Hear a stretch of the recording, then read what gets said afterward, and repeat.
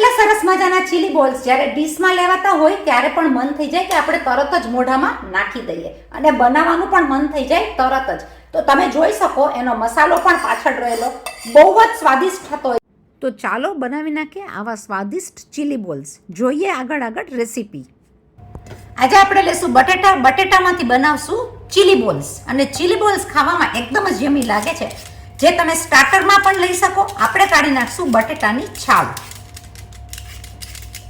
છોકરાઓને ભૂખ લઈ ગયું અને નાસ્તામાં કે મહેમાનો આવ્યા હોય તો તમે આ ચીલી બોલ્સ બાઉલમાં નાખો, એકદમ જ સરસ લાગે ખાવાની. ચલો જોઈએ રેસીપી કેવી રીતે બનાવીએ છીએ આપણે ચીલી બોલ્સ. બટેટાને કાપી નાખશું આપણે સ્લાઇસમાં, કારણ કે આપણને બાફેલા બટેટા તો નથી જ જોતા, આપણને જોઈએ છે સ્લાઇસ વાળા બટેટા, જે ચડી જશે ગરમ પાણીની અંદર એકદમ ઝડપથી. તો આપણે કરી નાખશું બધા બટેટાની સ્લાઇસ. તમારે જેટલી ક્વોન્ટિટીમાં કરવા હોય એટલી ક્વોન્ટિટીની બટેટા તમે લઈ શકો. આપણે કાપી નાખશું આ પ્રમાણે સ્લાઇસમાં, જેથી કરીને 3 થી 4 મિનિટમાં આપણા બટેટા બફાઈ પણ જશે અને પાણીવાળા પણ નહીં રહે. શું બટેટાને આપણે પાણી વડે ધોઈને સ્ટાર્ચને કાઢી નાખશું. ગેસ ગરમ કરીને આપણે લઈ લેશું ગરમ પાણી બટેટાની અંદર, જેથી કરીને બટેટા ચડી જાય ફટાફટ. ચલો ભાઈ, આપણા બટેટા જ્યાં સુધી ચડે છે અને થાય છે તો આપણે કરી લઈશું ચીલીનો મસાલો. ચીલીના મસાલા માટે હું લઈ લઈશ 1 થી 2 ટીસ્પૂન જેટલું ચીલી ફ્લેક્સ. ચીલી ફ્લેક્સની સાથે લઈ લેશું લાલ મરચાની ભૂકી. લઈ લેશું થોડું એવું મીઠું. સ્વાદિષ્ટ બનાવવા અને સ્વાદને વધારવા લઈ લેશું આમચૂર પાવડર. થોડું એવું લઈ લેશું જીરું. આ મસાલાને કૂટીને આપણે કરી નાખશું મિક્સ.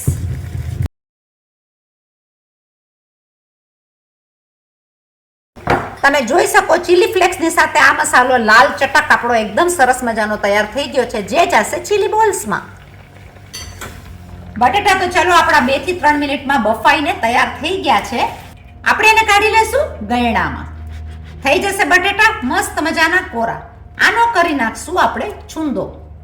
ગરમ બટેટાને આપણે ખમણી લેશું. એક બાજુ આપણે પાણી ગરમ કરવા મૂકી દીધું છે, કારણ કે આપણા બટેટાના બોલ્સ તરશે પાણીની અંદર.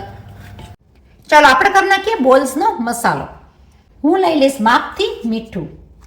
1 ટીસ્પૂન લઈ લેશું બાઇન્ડિંગ માટે ચોખાનો લોટ. સાથે ક્રિસ્પી બનાવવા માટે લઈ લેશું 1 ચમચી કોર્નફ્લાવરનો લોટ. બોલ્સના સ્વાદને વધારવા માટે લઈ લેશું આમચૂર પાવડર. સાથે કલરફુલ મસાલેદાર બનાવવા માટે લઈ લેશું આપણે ચીલી ફ્લેક્સ. દેખાય છે ને એકદમ સરસ કલરફુલ. આપણે કરી નાખશું આને મિક્સ. કરી નાખશું આના બોલ્સ. આપણે મસાલાના બનાવી નાખશું આવા બોલ્સ. બધા આ પ્રમાણે બોલ્સ કરીને રેડી રાખશું. વાતમાં થઈ ગયા છે આપણા બધા બોલ્સ તૈયાર. પાણી જ્યારે ઉકળવાનું ચાલુ થશે આપણે લઈ લેશું આપણા બધા બોલ્સ.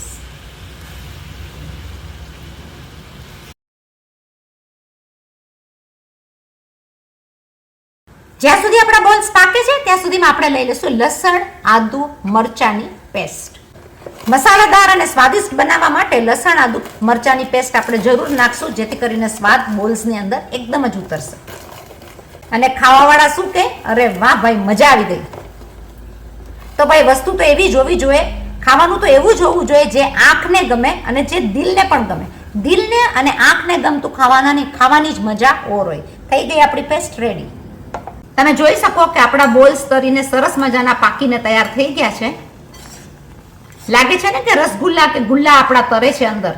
એકદમ સરસ મજાના બોલ તૈયાર થઈ જાય, જે લાગે આપણને રસગુલ્લા જેવા, પાકીને રેડી થઈ જશે પાણીમાં. જોઈ છે કોઈ દિવસ પાણીની રેસીપી કે પાણીની અંદર ઉકળતા બોલ્સ આપણા રેડી થઈ ગયા હોય? થઈ ગયા છે ડબલ ધ સાઇઝ જે આપણે નાખ્યા હતા એના કરતા.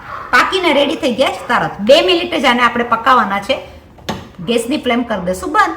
પાણીની અંદરથી લઈ લેશું બધા બોલ્સને બહાર. કરી નાખશું એને ઠંડા.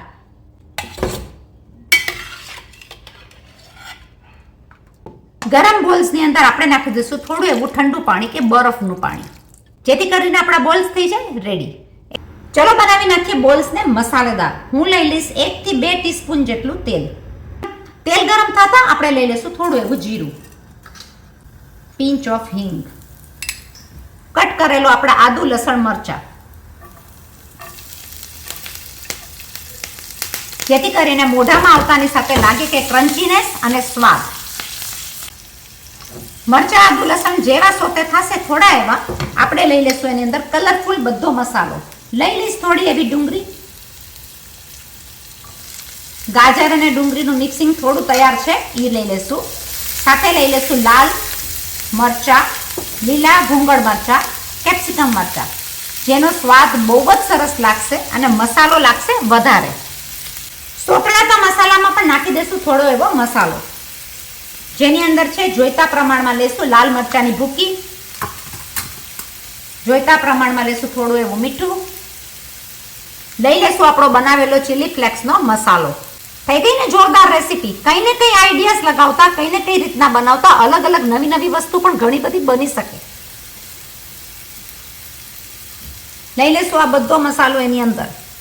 આ મસાલાની અંદર તમે જોયું કે આપણે આમચૂર પણ નાખ્યો છે, એટલે ખટાશ અને મરચાનું કોમ્બિનેશન બહુ જ સરસ થશે. તમે મને કહો આ ચીલી બોલ્સ ખાવાની મજા જ ઓર આવે, જે જરૂર બનાવવાનું થશે.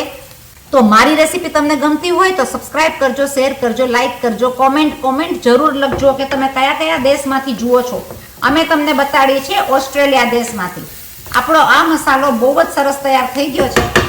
દેખાવમાં પણ એટલો સરસ લાગે છે કે ખાવાનું મન થઈ જાય. તો મસાલો તો ભાઈ એમને પણ ખવાશે જ. લઈ લેશું આપણા ઠંડા પાણીના ગરમા ગરમ બોલ્સ.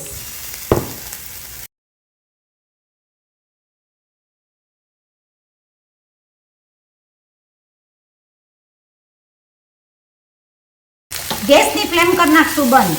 તમે જોઈ શકો ચીલી બોલ્સ બહુ જ સરસ મજાના થયા છે.